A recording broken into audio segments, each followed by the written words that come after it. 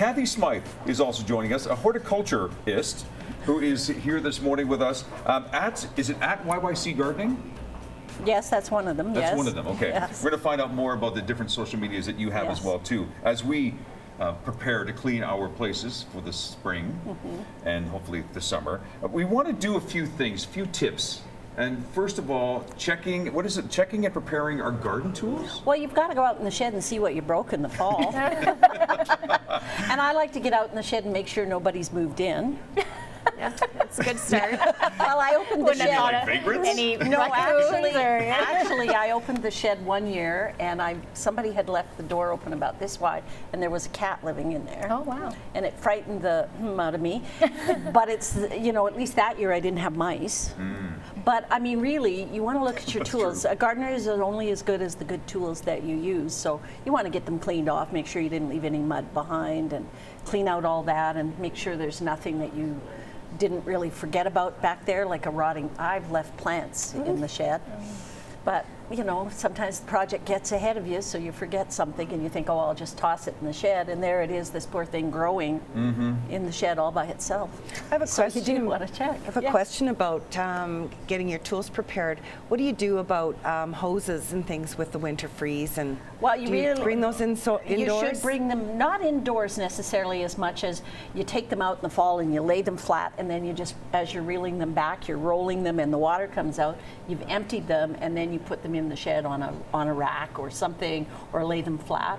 But don't leave them attached to the house, because what'll happen is, if you, for instance, in the house that I'm in right now, no one knows where the shutoff valves are. So, so my worry is that any frozen water expands, so the hose would explode. So I make sure they're disconnected, and then they go in the shed, and that way I know where they are. And the other thing that I make sure absolutely everyone does is lay your rain barrel flat so it doesn't fill up with water and crack. Major basement floods. Yeah. Where were you 3 months ago, Kath? So what are some things that we hose. can do? So it is spring and we're getting into that spring feeling, but can you do anything outside in the garden just yet? You're talking about expected snow, so that means more ground moisture, yay. But what we're also saying to people is stay off the grass. So many people are out there thinking, oh, I'm going to start raking my grass, it's so dry, blah, blah, blah. No. But what you can do is get a small hand rake or one of those little kids rake. I love the kids department during garden season, because you can get these great short-handled tools, and you can use them to clean out in your hedges, get rid of the rubbish, do a little pickup. Go around and enjoy it. Look and see what's coming up. My friend told me her hepaticas in bloom. To me, that's fabulous. I had crocus in blooms last week. So, yeah, and the wild crocus are in bloom down by the river from the dog walk yesterday. So I'm looking at that, but I'm also looking and planning, for instance, on Good Friday, plant your sweet peas. Peas need cool season, so they get their roots down in the cool weather, so it's nothing wrong with Good Friday. I've planted in snow, I've planted in rain, but I go out on Good Friday and plant them because they'll put down loads of roots, and then they come up and they're beautiful. They're gorgeous. And then there's spinach and all sorts of lettuces. I'm already eating spinach. It's this tall. From your own garden? From our own garden. You're kidding. No, we need to realize that in Calgary there are still things we can be doing with all this open area. But go out with your little trowel and poke it in the ground. If you can't get your trowel in the frozen ground, then you shouldn't be walking on it. It causes compaction. A lot of people are thinking over the winter as they look outside and they see the snow, the inclement weather. Yes. They say to themselves, I want to do something revolutionary to my landscape, my whole area. You can see the bones right now. You should start planning right now. Right now. Yeah. Right now. At the Horticultural Society, we're offering all sorts of design solutions and garden solutions and planning that we can do. If you go to our website, you can see some of the courses we're offering. But right now, you could take a couple of photographs. This day and age of computers, I love it because you can blow the picture up, do it in gray and white, and see the bones of your borders. Remember, curves are easier to deal with than corners. Think about things like that. Think about the tall and the short and the bones of the shrubs. And actually, people have been pruning now for over a month. So why not? Get in there, do some cleaning. What is something I can do? I don't have a garden, but if I wanted one, and I've never gardened before in my life, what should I start with? Well, you could do window box gardening. Okay. There's an amazing amount of things you can grow in a window box. Herbs, for instance. Right now, for instance, I have parsley and I have thyme. and I have a bit of oregano growing in a window box. It's fabulous. They're cool season. They don't mind a little bit of cool. If it goes down -10, we're in a little trouble, but I bring them in. I grow lettuce in pots because I've run out of room in the ground. I've run out of grass as well, but that's all right.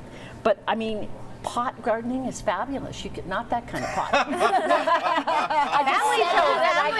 just backed it up. Just a minute. You saw all our faces. But I grow tomatoes in bags. I grow potatoes in bags. Yeah. So there's nothing, all sorts of small space gardening. So what if I have a plant that's above ground? Yes. You know, like a potted plant. Yes. Can I start taking that outside? I mean, no. It's still too early. Still a little too early. What kind of temperatures am I looking for? You want to look for a daytime temperature above 5. And then consistently. 5, And then really and truly look for a sheltered place. But if you've got plants that are getting ready to move outside, there's nothing wrong with putting a small fan on them to disturb the air, because once they go outside, they go into. Fan? Well, they've got to get used to living outdoors. Oh, that's interesting. Huh. So many people grow seed, and they think, oh, it's not growing strong, it's not growing. It isn't the sunlight, it's the air movement around it that gets it to build a stronger back. Interesting.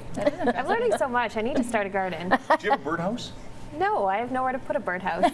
Everyone has room to put birdhouse. I just have a window. But you should be careful about birdhouses as well, too. Yes, you've got to keep them cleaned out. The bird themselves will just keep piling stuff on top, but if the house is too dirty, they won't move in. No, if it's too dirty, they call it Debbie.